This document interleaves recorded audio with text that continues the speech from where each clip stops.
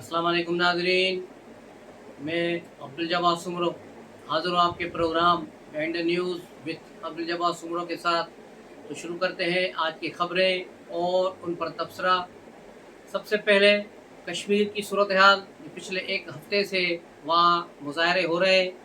एक साल पहले भी कुछ मुज़ाहरे हुए, फिर मुतालबात फेडरल गवर्नमेंट को दिए गए मुज़ाकराती कमेटी ने, लेकिन उन पर कोई हल नहीं निकला। इसके बाद ये फिर दोबारा अब मुज़ाहरे शुरू हो गए, जो 2 दिन से इसमें शिद्दत आ गई है।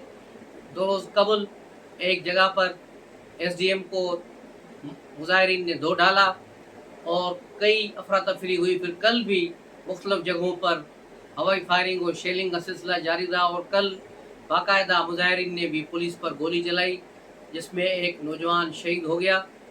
और उसके अलावा एक और नौजवान को, जो पुलिस ऑफिसर था या पुलिस सिपाही था, उसका क्लियर वीडियो में नज़र नहीं आ रहा, उसके कपड़े उतारे गए, उसकी कमीज उतारी गई, उसको मारा गया, फिर उसे ऊपर से नीचे फेंका गया है दरिया में।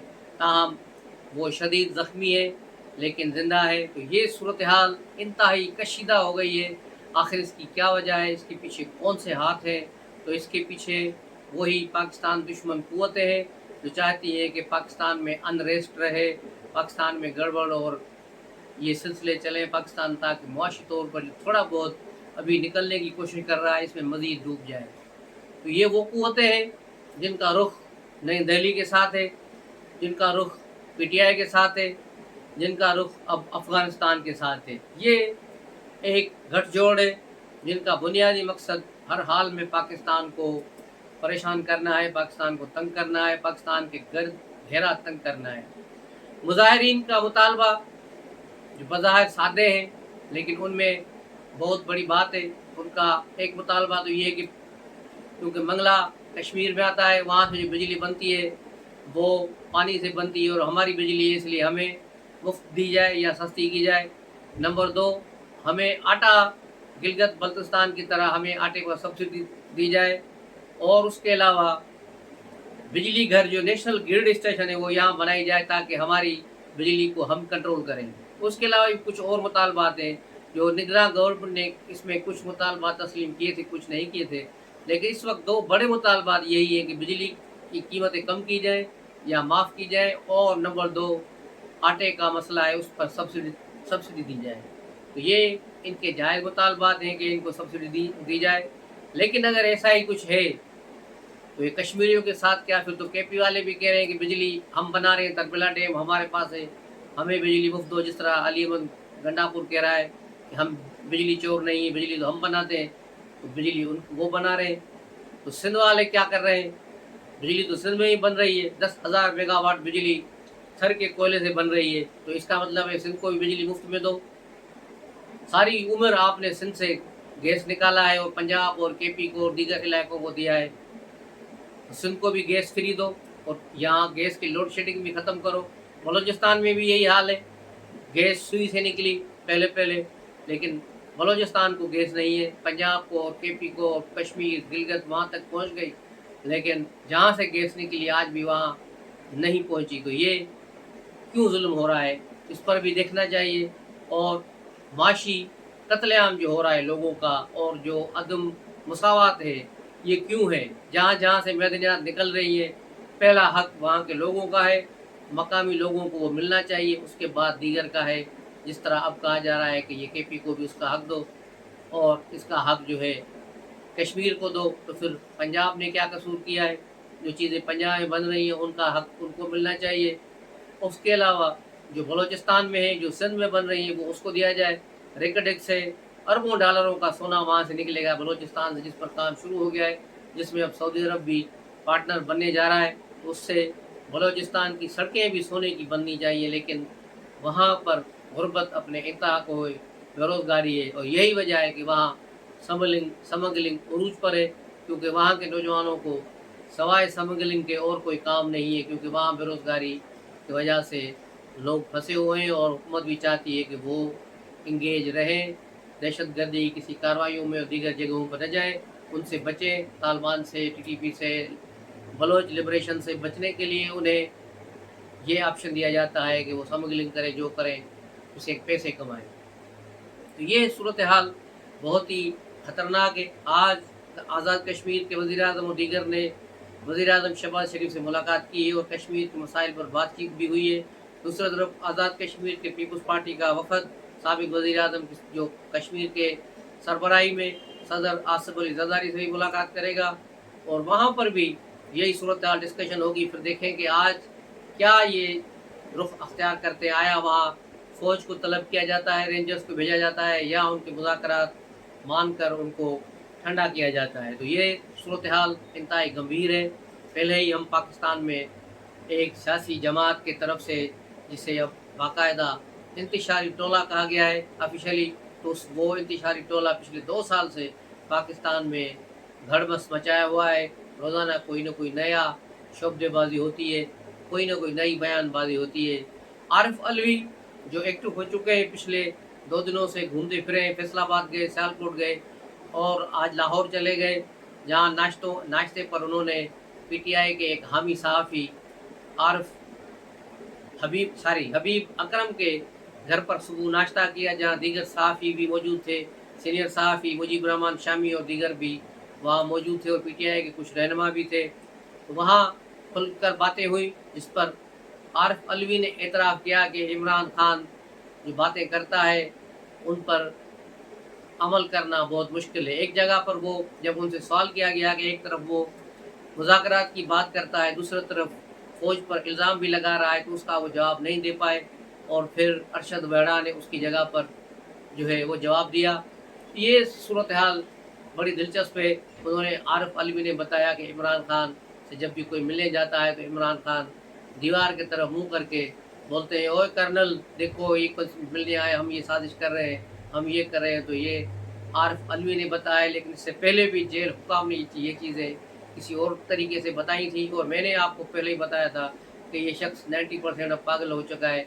रात के वक्त भी घंटे घंटे ये दीवारों की तरफ मुँह करके जलसों से खिताब करता है। इसके लिए ये आता है कि सामने लोग बैठे हैं, मैं उन्हें खिताब कर रहा हूँ। तो ये बड़ी अजीब सूरत हाल है पीटीआई के लिए। पीटीआई एक बंद गली में फंस चुकी है, जिसका एतराफ़ अलवी ने भी किया और कहा कि हम बंद गली में फंस गए और हम बंद कमरे में हैं, जिसका दरवाज़ा किसी ने बाहर से कुंडी लगाकर बंद कर दिया है। अब मुज़ाकरात भी उनके साथ ही होंगे जिन्होंने कुंडी लगाई है, वही कुंडी खोलेंगे तब मसाइल हल होंगे। तो ये सूरत हाल है अलवी की, जिस पर ये टास्क दिया गया है कि वो फौजी हुकाम से बातें करें और इमरान खान के दरवाजे की कुंडी खुलवाएं। दूसरी तरफ केपी में वज़ीर आला अपने आपे से निकल गए हैं। अपने ओहदे की जो होती है एक रिस्पेक्ट, उसको भूलकर वही सुल्तान राय बने हुए और गंडा था लेकर बस भड़के मार रहे हैं। तो दूसरी तरफ भी उसे करारा जवाब मिला है। गवर्नर पीपल्स पार्टी के गवर्नर ने उन्हें भी ठीक ठाक जवाब दिया है और कहा है कि जैसा मुंह होगा वैसी चपेट मारेंगे। तो अब इसका मुकाबला पीटीआई का पीएमएल नून से नहीं, केपी में पीपल्स पार्टी से। तो इनको ज़रा सोच समझ के काम करना होगा पीटीआई को। ये पीएमएल नून या कोई सरकारी जमात नहीं, पाकिस्तान पीपल्स पार्टी है, जिसने 11 साल आमिरत के साथ टक्कर ली। तो पीटीआई क्या चीज़ है? तो गंडापुर जो हरकतें कर रहे हैं कि मैं पेट्रोल बंद कर दूंगा, मैं वो कर दूंगा, जैसे ये अपने घर से चीज़ें उठा के लाया है। इस किस्म की हरकतें इन बड़े उहदों पर बैठकर नहीं की जाती। लेकिन अफसोस का मकाम ये है कि जब पीटीआई का इनका लीडर ही ऐसा है, तो ये नीचे क्या इन पर तरबियत होगी। इनमें तो यही मशहूर है कि जो जितना गाली देगा इमरान खान की नज़र में वो उतना बड़ा लीडर है। तो इनकी सूरत हाल ये है और यही जो है तरबियत इन्होंने शेर अफजल मरवत को दी। लेकिन अब शेर अफजल मरवत से काम जब ख़त्म हो चुका है तो अब उसकी ज़रूरत नहीं रही, तो उसको पार्टी से निकालने की तैयारियां हो रही हैं। उन्हें शौकात नोटिस जारी कर दिया गया है और उसका जवाब ज़ाहिर है वो नहीं देगा और 2 दिन के बाद शायद इसको पार्टी से खारिज कर दिया जाए। पीटीआई की ये बड़ी कोशिश है और पीटीआई से एक और 2 लीडर और भी निकलने की कोशिशों में। और इमरान खान ने शानदाना गुलजार के लिए भी कहा है कि इसकी जो है किसी चीज़ को आगे न लाया जाए, न किसी मीटिंग में इसको बुलाया जाए। उस पर भी पाबंदियाँ लगाई गई हैं। वो उस पर क्यों लगाई गई हैं? हालांकि वो तो जीएसटी हमले केस में मुलव्वस है, लेकिन बाहर घूम रही है शहर यार अफरीदी और इसकी इस्लामाबाद हाई कोर्ट ने ही जमानत दी थी। दूसरी तरफ पाकिस्तान पीपल्स पार्टी ने आज लाहौर में अल हमरा ऑडिटोरियम में एक कन्वेंशन किया है शहीद जुल्फ़िकार अली भुट्टो का रेफरेंस और तारीख के उन्वान से, जिसे कई सियासी लीडरों ने खिताब किया। कारकुनों की बड़ी धक्कम पहल थी, बड़ा हुजूम था, और वहाँ बिलावल भुट्टो ने भी खिताब किया और फिर वहाँ एक करारदाद के ज़रिए ये मुतालबा किया गया है कि शहीद जुल्फ़िकार अली भुट्टो को पाकिस्तान का कौमी शहीद करार दिया जाए और उन्हें पाकिस्तान की तारीखी शख्सियत करार दिया जाए। और मेरे ख्याल में ये जायज़ मुतालबा है। जुल्फ़िकार अली भुट्टो पाकिस्तान की सियासत की वो वाहिद किरदार है जिन पर न कोई करप्शन का किरदार है, न उन पर कुछ है। उनका दौर एक सुनहरी दौर था। उस ज़माने में पाकिस्तान उसके हाथ में थमाया गया जब पाकिस्तान बिल्कुल टूट चुका था, कुछ भी नहीं बचा था, न फौजियों के पास कुछ था, न आवाम के पास कुछ था। तो एक ऐसा शख्स आया और उसने 5 सालों में पाकिस्तान की तकदीर बदल के दिखा दी।